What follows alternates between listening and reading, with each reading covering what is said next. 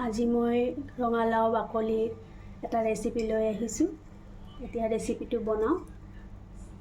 কেৰাহীখন পাতি দিছোঁ, তেল দি দিছোঁ। এতিয়া মই ইয়াতে জিৰা দি দিলোঁ, পিঁয়াজ দি দিলোঁ।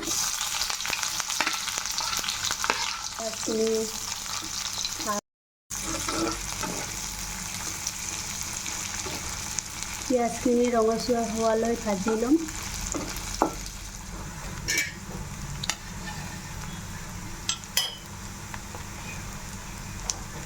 ইয়াতে মই কেইটামান মিছা মাছ দি দিছোঁ।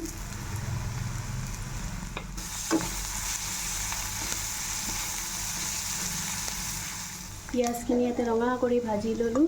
এতিয়া মই কাটি থোৱা ৰঙালাও বাকলিখিনি দি দিছোঁ। এটা আলু লৈছোঁ, আলুখিনি টুকুৰা টুকুৰা কৰি কাটি লৈছোঁ।